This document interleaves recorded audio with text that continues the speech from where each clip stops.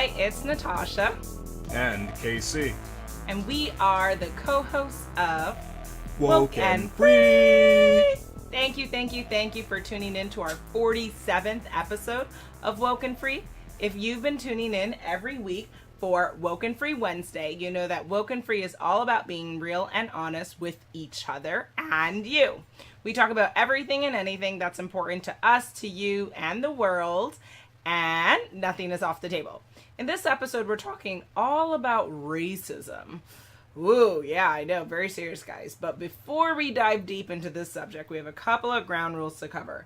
First, have you subscribed to WokeNFree on iTunes, TuneIn, Stitcher, Google Play, YouTube, SoundCloud, and iHeartRadio? If not, please do. We greatly appreciate your support of the show, and you can see all the platforms that we're on by going to WokeNFree.com. Secondly, have you shared an episode? I think this would be a great episode to share, so please do share with your friends and family. Sharing is caring. And of course, we would love to hear from you on social media, so always feel free to find us on Facebook, Instagram, and Twitter at WokeNFree. And then also, if you want to review an episode of ours, please do by going to WokeNFree.com. You can see all the different platforms that we're on, like iTunes, TuneIn, Stitcher, Google Play, YouTube, SoundCloud, iHeartRadio. You know the drill. And you also know that each week we like to share a little bit about us before we dive into the topic for the episode. Last week we shared our favorite lunchbox.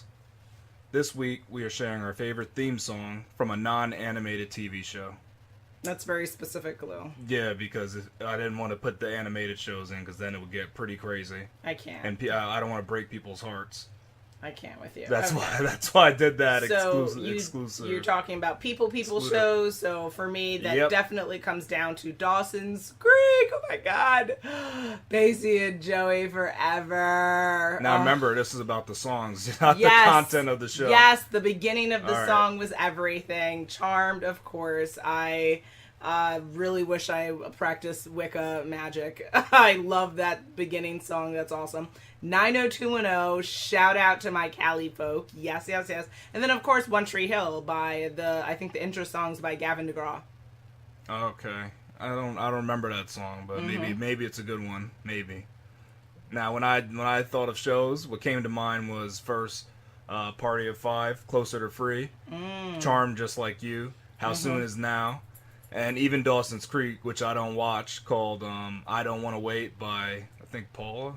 Okay. Yeah, but it's actually a tie for the favorites for me, and that would be Roswell's Here With Me Now, and the very classic, Fresh Prince of Bel-Air opening. You're so dating yourself. I love it. I can't with you. Because I thought about that, I said, you know what, that opening's classic. No one's done anything like it since, so I cannot it's definitely ingrained in my mind. And I know people were thinking about that too. When I first said what we were going to do for this week, I bet you some people thought, oh, Fresh Prince back in the day, that was the jam. Nothing else like it till to this day, so I don't know how that's dated. It still holds up. Well, WokeNFree Nation, you have absolutely heard his suggestions or his thoughts on what he thinks were awesome show beginnings. If you agree, disagree, you know what you need to do. You need to tell us on WokeNFree.com. But I think it's time to keep this party train moving forward onto the topic for today. All right, well, let's just jump into it then. What do you think the definition of racism actually is? Ooh, you want me to spill some tea. Okay. Well, according to ADL, racism is the belief that a particular race is superior or inferior to another, that a person's social and moral traits are predetermined by his or her inborn biological characteristics. Now, personally, I don't necessarily know if that definition fully fits what I've received in my life. I would say how I personally would define racism in practical application is someone treating another person with less respect, less dignity, and even taking opportunities away from that person or blocking that person because they believe the color of your skin or your background warrants such behavior. So maybe it's because they believe you actually are less than or inferior. But either way, I think the real issue with racism comes down to the actual application of what people do to each other based on the color of your skin or your background. But how would you define racism? Well, me personally, I just think of like the straight up textbook definition, and that's just judging somebody solely based off their race and coming up with these preconceptions just based off race. So I don't even think of the harm and everything when I first think of racism, even though that is harmful because you shouldn't be judging somebody solely on a look. You know, that doesn't make any sense, especially when nowadays it's sometimes hard to tell what race somebody is. So I think it's really crazy, but I don't know if I agree with this definition, but I heard the definition that you can only be racist if you come from a position of power. So I like to mention that just to, for everybody out there that some people feel racism can only come from somebody with power. I'm not necessarily agreeing with that. I think anybody can be racist, and there's racism everywhere, regardless of who's being racist. But, that's just what I think. Okay. Yeah, I mean, I definitely have heard that definition as well, as like you can only be racist if you are in a position of power. And as someone who is in the non-dominant race in this country, I would say that again, being the recipient end of it, I think there are a lot of ways, depending upon how you also can define something based on your perspective, right, and your narrative. So it would be interesting to actually take this conversation and ask people of different races, how would you define racism? Because I think it would be very fascinating to hear how a Caucasian person defines this, how an Indian person defines this, Samoan, African American, Caribbean, English, like across the board. It would be very fascinating. But we don't have all that time, guys. We understand. So we're going to keep it moving. What would you say was the first racist incident that happened to you in your life? Well, that's kind of hard to say what the first is, because I actually grew up around people that are mostly of my race. So, I mean, to try to go back, the first time I could think of was probably when I was like followed around in some type of store. It might have been a toy store or something, and then the associate there repeatedly asked me if I needed help. To a degree where it's like, hey, I'm just playing around. I'm a kid just looking through the store, window shopping, or what are you doing? Gotcha. So I think that's like the very first incident that I had. And how old were you, would you say? Less than 10? Or older than 10? Probably around 11 or so. Okay. Yeah. That's good. That I can remember. I can't, anything else that may have happened, I don't remember those times. Gotcha. Okay. Sadly, I would say my incident is permanently engraved in my mind. I will never forget it because it was super traumatic. I was 6 years old. I was taking piano lessons at a school in Lower East Side, Manhattan, and I was in a small, like, kind of summer or after school kind of program. I can't remember what time of the year it was, with like 6 or 7 other girls. And every session, the teacher always made me play last, and so it meant I had the least amount of time. And one of the days, because I was a precocious child, I, turned to the teacher and was like, "Hey, teacher, why do you make me play the piano last?" And he turns to me in front of everyone and says, "Are we allowed to say the N-word or no?" I won't say it if you're gonna say no. I mean, I think you can say, because you're not saying it. I'm not calling someone that, but yeah, I think okay. You can say it, yeah. So the teacher turned to me and said, because you're a nigger and niggers can't play the piano, which as a person in my adult life would like completely laugh out loud at that statement, given where was music created. Okay, but that's a different episode. Yeah. That's a different episode. But nonetheless, I was 6 years old. I didn't know what the word nigger meant. I didn't even know I was black because FYI, people of color parents don't go to their child and say, "Hey, come here, black daughter," right? Like, I didn't know I was black. And so I definitely didn't know I was a quote unquote nigger. So, that was a very traumatic experience because I didn't know what the teacher was saying to me, but I could look at the faces of the other kids and I was mortified because they looked so ashamed, because I don't think they even knew what the word was, but they knew it was a bad negative, word. Though, yeah. How he used it. And I knew, how he called me. But it was in a negative, negative way. So, and I don't, and it really upsets me about the whole situation was, A, that it happened, but also, I don't think it was really handled that well, because the teacher wasn't necessarily punished in a way where he was fired or, you know, that there was some type of retribution for what had happened to me. But I share this story to share my personal narrative with the Woke and Free Nation and anyone listening, because to be honest, we all have traumatic experiences, especially when talking about racism if you are a person of color and have dealt with microaggressions or harmful people like this. So, you know, the only way to move forward in your healing is to express it and not to shy away from these awkward situations. Well, imagine if that happened now. You know, this person would be lambasted on social media. Black Twitter would be, listen, they would light his behind up on fire. I don't think he'd have a job anymore. I mean, he wouldn't have a life anymore. Yeah. That'd be the end of his professional educational career, but, you know. Especially saying that to a child. I mean, that'd be a done deal. Shame on him. Shame on him. Yeah. Now, this is interesting. Why do you think racism is still happening? Okay, so let's spell it out to guys. Does it have something to do with our nation's capital? No, I joke, I kid. Or do I? Well, you're gonna try to play some of the blame on them. They're the good guys. They're out for everybody. They're out for the nation. Oh, the white horses. Oh, yeah. Yeah. This nation was founded on giving everybody equal opportunity. On the backs of slaves? Gosh. Wow. With equal opportunity. For slaves? Okay. Wow. So, I personally think racism exists due to many factors, but, you know, I am not Michael Eric Dyson. I am not Cornel West. Shout out to those incredible thought leaders of our times. Probably one of the greatest thought leaders of our our century. But I'll include their information just in case you guys don't know who those two men are. But for me, I think it comes down to the following. Freedom of thought. People are free to think and say what they want, which works for and against us in our society, which is filled with people who think and do good and bad things. So we're gonna need that.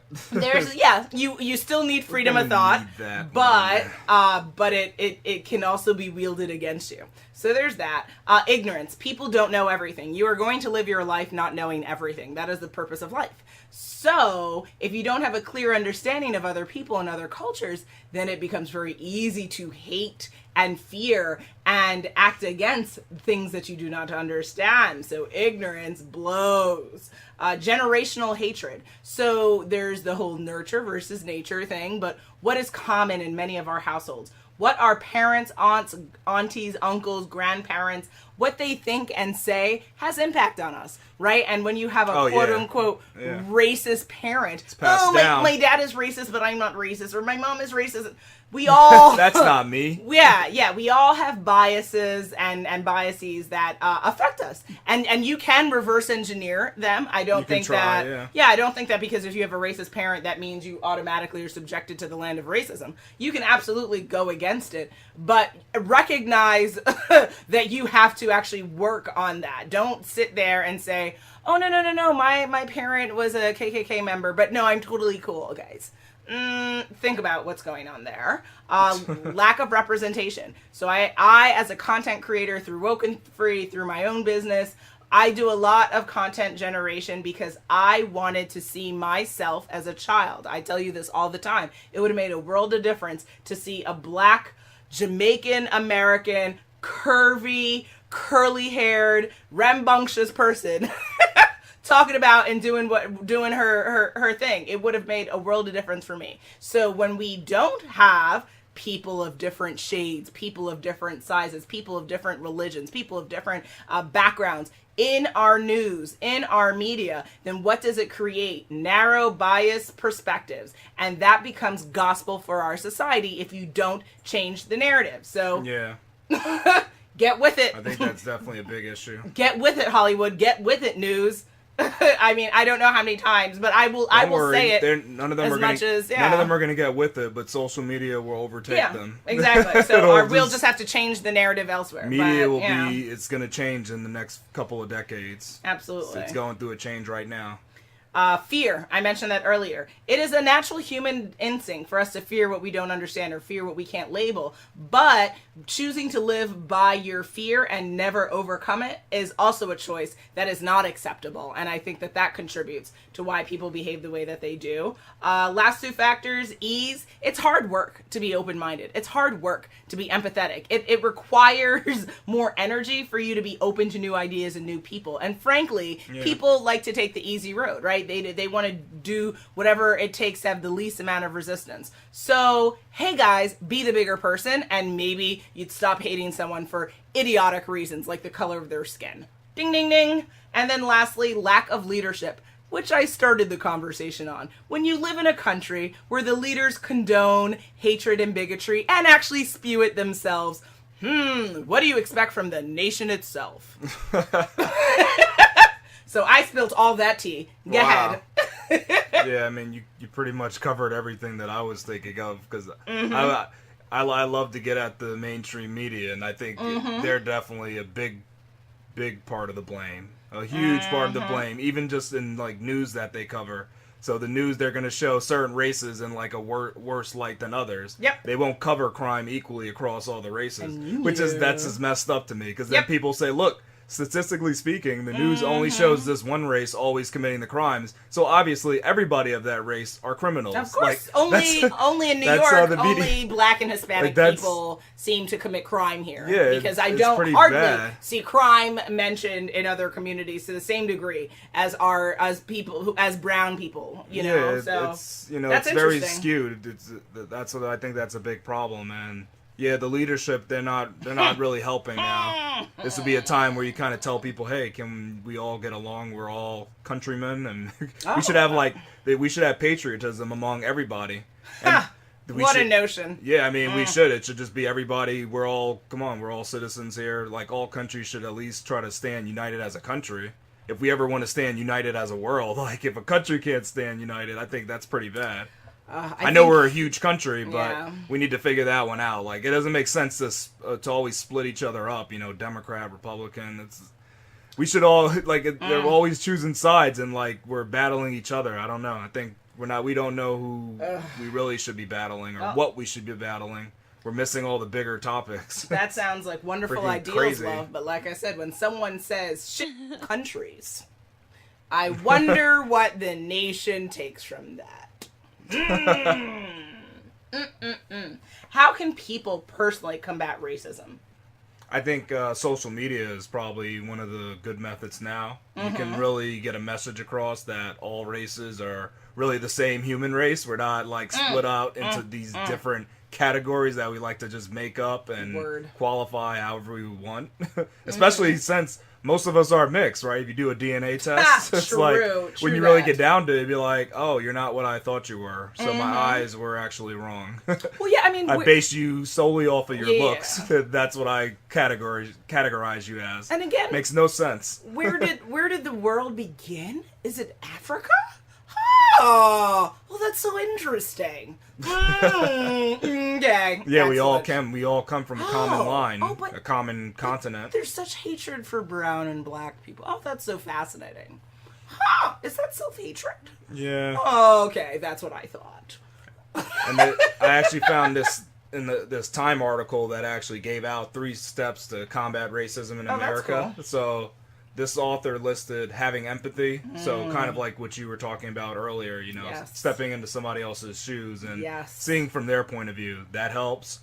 Stand against rhetoric that reinforces stereotypes, which we all know those classic stereotypes about different races. I'm not going to go through them. Absolutely not. It's just it doesn't do anything. That wouldn't be a bad narrative. It wouldn't be me standing against it. It would be me like trying to support it. So I'm not going to mention any of them, but. Yeah, let's get over some of those stupid stereotypes. They're dumb. And the last point that the author made was be an active consumer of media and news, which actually talks about standing against media stereotypes now and choosing what type of media you consume, because people might not want to admit it, but what you consume does have an effect on you. It's not just like, oh, I can watch this and it doesn't really matter. It's not affecting me.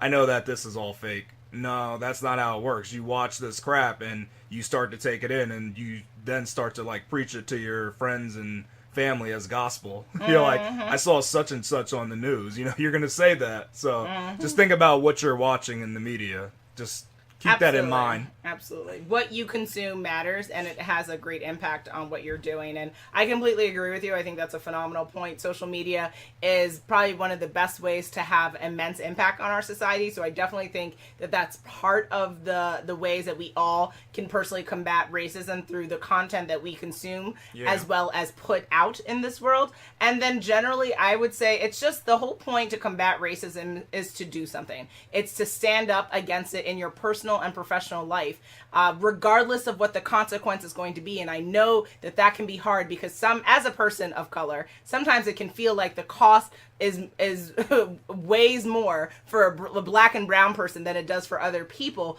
But what is the true cost of not doing something? What is the true cost of not saying something? If we are not furthering the narrative of diversity in a positive light, what does that really do for society as well as our community? Good question. What do you think it'll take to end the scourge that is racism? Taking action, right? People say, oh, I want to be better at reading. I want to be better in the gym. I want to be better, fill in the blank. Whatever you want to change in this world means you have to actually be willing to do something. So you have to talk about it. You have to join a protest, start a movement, write a book, teach a class. The point is to do something. Even if your action is just to tell your parent to sit down and shut their racist mouth. What if you make music about it? Does that count? Make music about it. Oh, that Draw, counts too, see? Doodle, paint on the sidewalk. Just do something. We all have an inner advocate that we can release out into this world. And I know that sounds idealistic, but it has impact because if we all freaking did it, it would change minds. And that is how you fight racism, because it's not a physical thing we're fighting. It's a mental condition that is taught, not naturally ingrained. So, we have a responsibility. We have a social responsibility to fight and combat this. The same way people want to come up against terrorism, they want to come up against this, that, and the other. Racism, it needs to actually be handled, guys. With things like the Me Too movement, if us women can say, hey, I'm tired of being raped at work. Hey, I'm tired of you grabbing and groping me. Hey, I'm tired of all your innuendos. Guess what? Well, I'm a brown person who's tired of being called the N-word. I'm a brown person who's tired of dealing with racism in life, right? I want to make it easier for children who come after me. So, what do I need to do to make their lives better? And a part of that's through WokeNFree. A part of that's through you guys listening. You're taking action just by supporting this. Consuming the correct media, right? Exactly. Going back to that. And additionally, I would say just having diverse representation in every industry, right? We need to come to a point in our society where we don't have one, I think in the stock market, we have one black woman broker. Like, that's ridiculous. Well, you mean successful broker. I think the only one on the trading floor currently. I saw something about that on Facebook, and I was like... On Wall Street you're talking about. Yeah, on Wall Street. Like... Come on, like, yay for her, because I think she's the youngest and the only black woman. But, like, a sister needs support. So we need to have representation in every industry. Banking, compliance, education, media, and films, right? We need to have all, and I'm not just talking about color, I'm talking about religious, transgender, gender, everything. Like, representation throughout everything that we do in this world. We need to have cultural sensitivity, education, and training, which you spoke to actually in another episode that we did, in our schools, in our workplace. Oh, the future of humans. Yeah, exactly. Every year, we need to be having this conversation. You can never educate people enough about cultural sensitivity and education. Let's have public discussions. We have a lot of public conversations about things like the royal family wedding. But I'm sorry, can we talk about real stuff like racism? Is that not helpful, though, learning about these other people that you'll never see in your life? And now I'm happy for them. I'm not throwing shade their way, but what I am saying is the same amount of effort and time that goes towards live streaming. How much did it cost them to cover that? Yeah, can we also have public conversations about things like racism, like feminism, like violence, and like, can we actually have other types of media and money spent towards other things too? Just saying, guys. And then also just less biased news and media. By representation and changing of leadership, we can have that. And then, of course, actual openness and wanting to change things. We as a society. Now, if people don't want to change things, now that would be interesting. If you, Woke and Free Nation, feel like there's some people who actually enjoy racism, they enjoy subjugating people to less than, then maybe that's a part of our problem. Maybe as a society, we aren't willing to make a change. And if that's the case, then let's make a stand and figure out how to work around that. It's kind of like, what is that? A bad habit? You know, the people that are addicted to these racist ideas and doing bad stuff towards other races.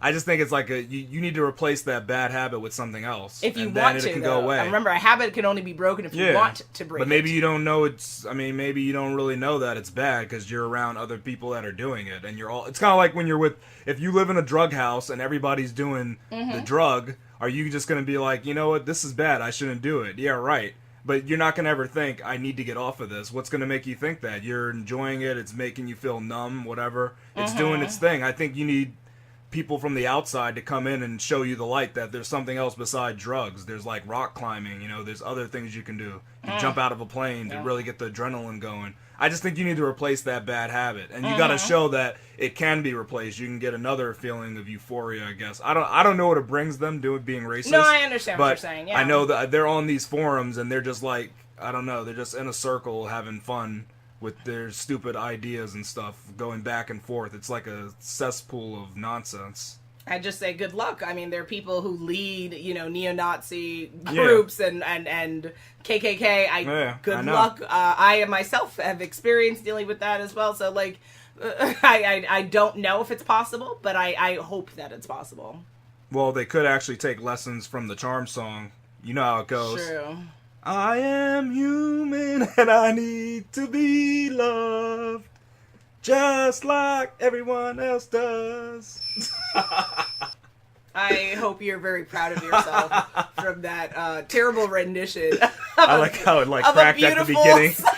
I like that, how I just broke off at the beginning. That was pretty good. Oh, that was Lord. On the spot, so Forgive him. Pray for him. Well, all right. Instead of doing that, maybe what society can do, we could probably fix these 6 areas suggested by NAACP to finally put a stop to racism. And those 6 areas begin with economic sustainability. So every American should have a chance to actually live the American dream, right? That's true. That would be nice. Education, free, high quality, public education for all. Health should be available to all Americans. You should be able to live a healthy life and have high quality health care. Public safety and criminal justice. Justice should be equitable to all, right? Nobody should be above the law unless you have enough money. Whoops. No. Yeah, that's a no-go. Do not pass go. Do not collect $200. Yes. Voting rights and political representation. We need to protect and enhance voting rights and fair representation in our communities. And then the last point that they made is expanding youth and young adult engagement, which is key for policy research and development and advocacy. True that. So, these are 6 areas that we need to address if we really want to stop racism. Which these are big things to do, though. Those are huge, but they're definitely you're not snapping doable, your fingers though. and taking care of it. There's a lot of work to be done like I say, on all those fronts. Spending time on this is maybe more meaningful than some of the other things that we do in media or in government. Yeah. Here we go, yo. So what's the scenario? It's scenario time. Scenario 1. Benny and Jamal are co-workers out to lunch 12:30 on a much-needed Friday. They couldn't decide where to go, so they decide to cruise down Main Street.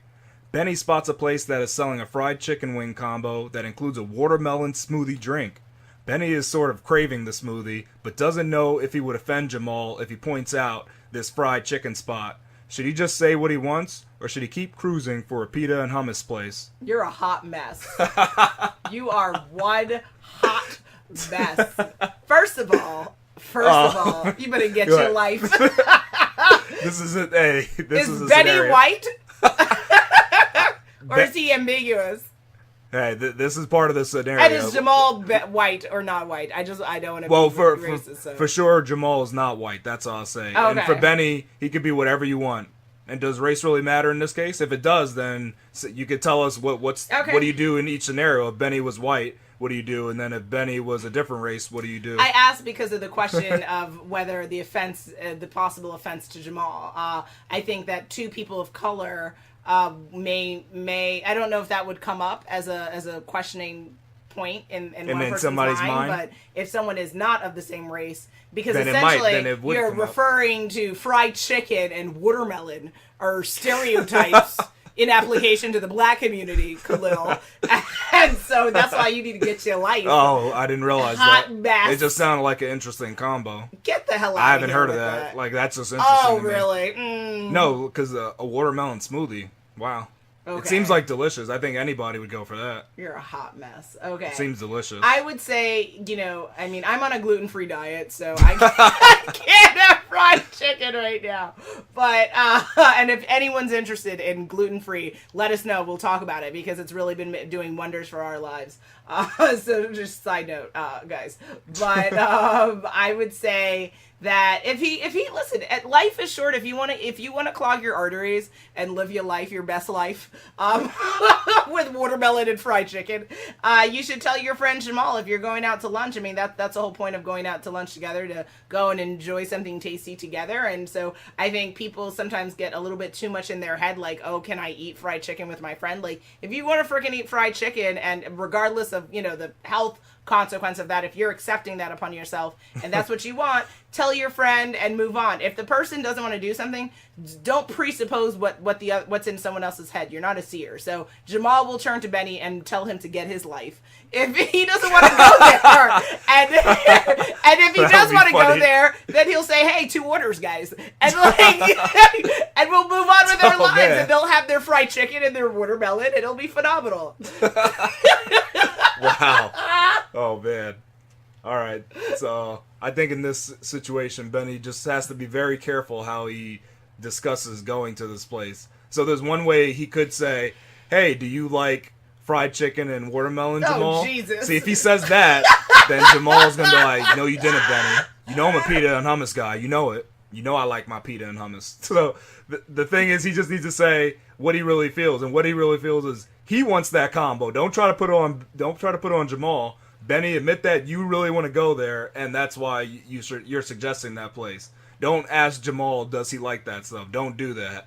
Because people try to do that too. They try to put the onus on you. Like, forget the scenario, just in general, if you're going out to lunch with somebody or just going out to eat, and then they ask you, oh, do you like this place? When they full well know that only they like it. Like, just admit the truth. You like it. And that's where you want to go. And what's your opinion? I mean, that's actually interesting that you say that, because I actually people try to put the onus I find it on someone offensive else when people are talking to me about food, and the first thing out of their mouth is like, "Oh, you like fried chicken, right?" And it's whether it's a racial stereotype or they've seen me eating fried chicken, but like the point is there is a way as to how you talk about something. Yeah, definitely is. And so what you turn to Jamal and say, I'm really feeling some fried chicken and some watermelon smoothie.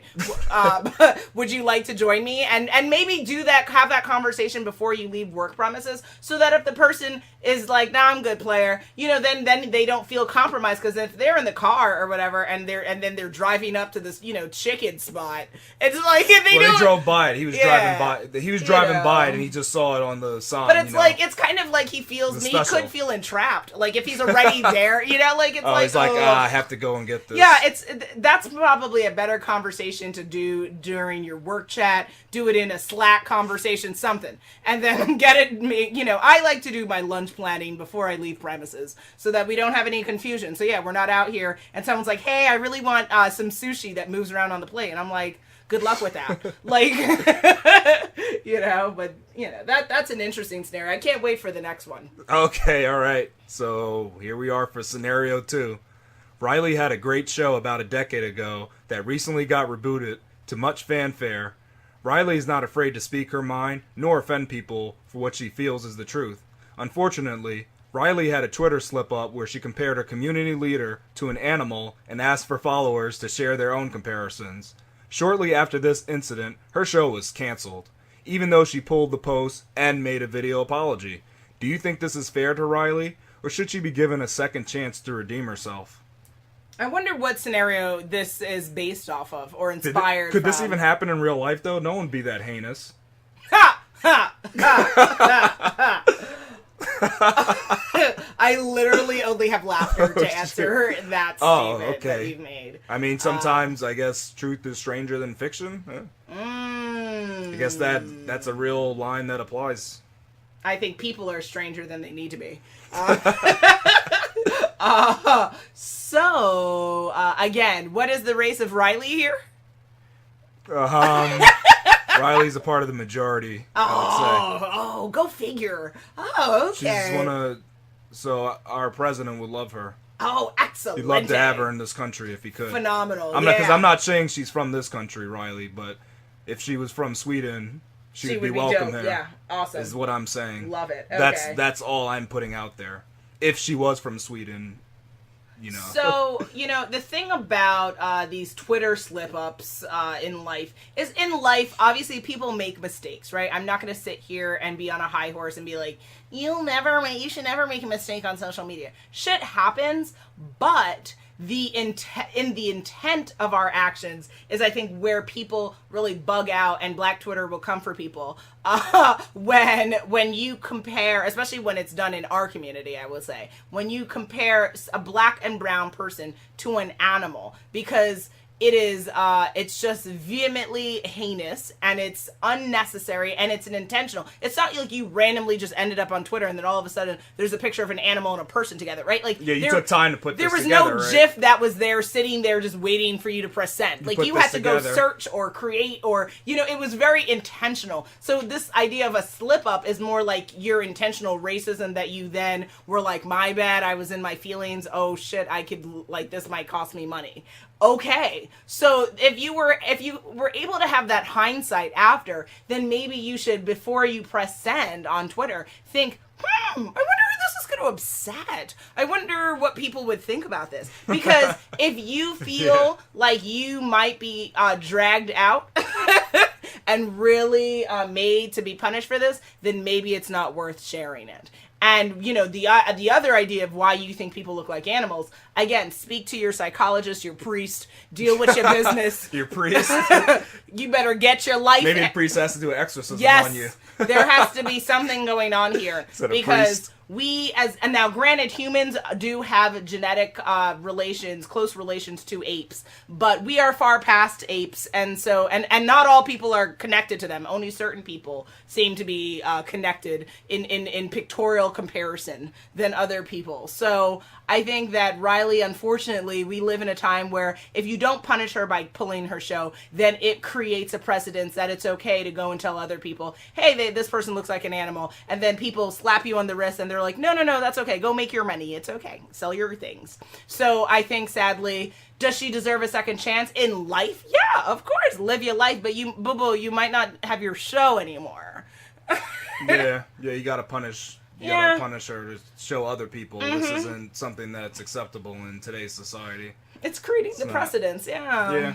We can't do it. And you know who you are, who did this in reality. So. No. Someone actually did this. I can't believe this. You know who did this. And this person is getting a Facebook show. So, or they're doing a show on Facebook or whatever. That's your right. Yeah. No, Facebook shouldn't take that away. She has the right to do whatever but she whoever wants. is consuming it, remember, you are what you consume. But maybe she'll do a complete 360 and... be sad about her ways. You haven't been on Facebook. Yeah. Yeah. Or maybe you should go full throttle. I don't know. Yeah, I'll show you a video of what this person said. No. All right. There's no remorse. Well, I guess it is what it is. Maybe. Scenario 3. Your relationship with Geneva became rocky ever since she made that off comment about people of your race. You didn't think anything of it at the time, but it seems like recently all she does is make derogatory statements and usually adds a qualifier like, not including you though. Should you confront her or just ghost her since you love all the content she posts on social media? Oh, this is a phenomenal scenario. I wonder again what inspired this. And I'm gonna put out the scenario. So guys, WokeNFree Nation, listen up real quick. There was a person in my life who, quote unquote, had issues with black and brown people due to their parents, or their parents, quote unquote, had it, but this person had no issue with it. And had the nerve to text me that this person texted me saying that this is why they don't like black women, but not you, because you're not like really black. So that was a real scenario that happened to me in my life, and so this scenario is similar to what happened to me in my life. And at the coincidence.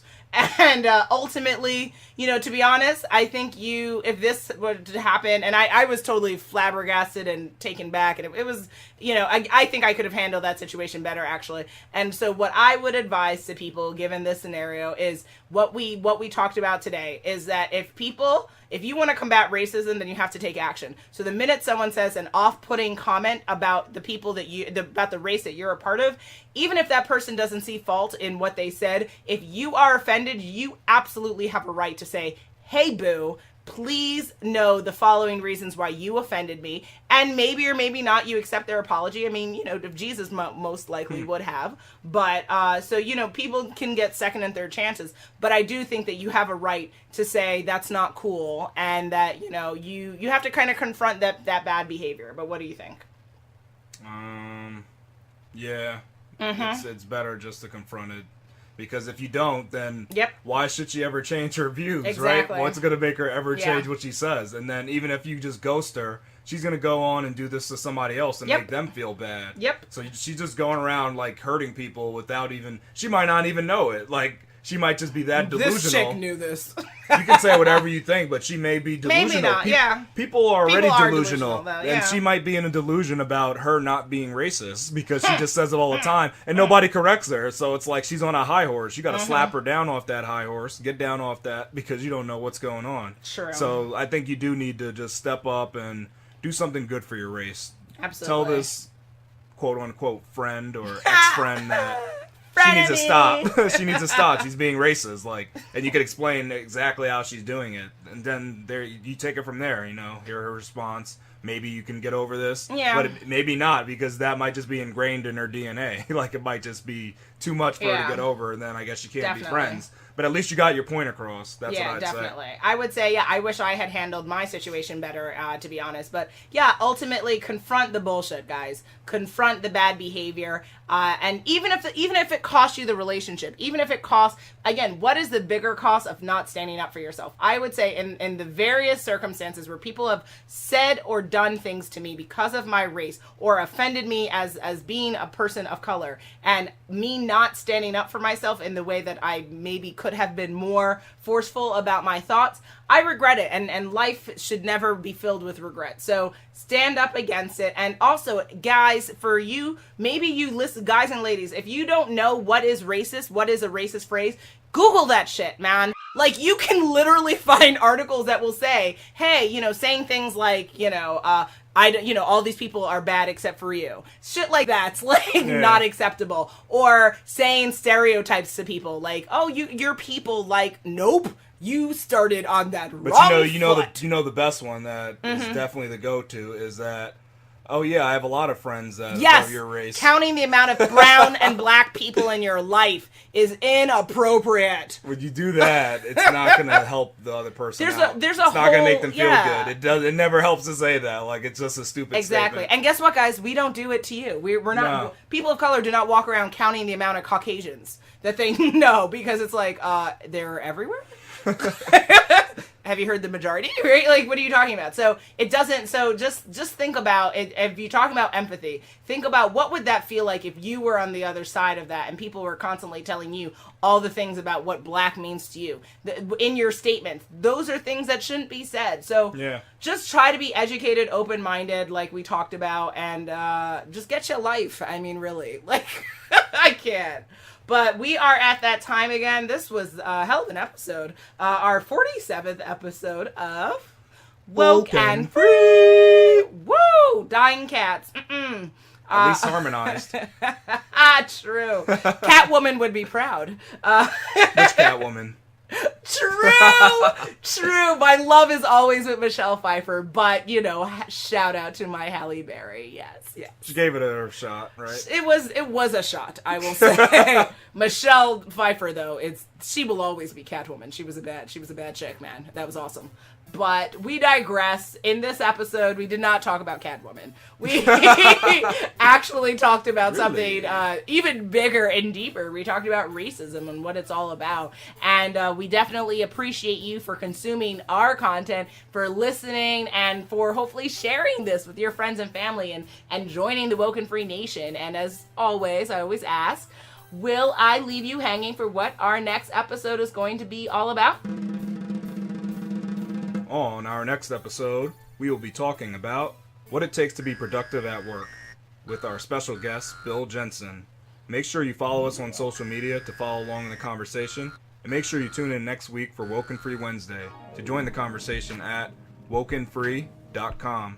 If you would like to be a guest on the show, please submit a topic for an upcoming episode on our Contact Us page. So guys, I've gotten various people sliding into my DM, sliding into my messenger, how I be on the show.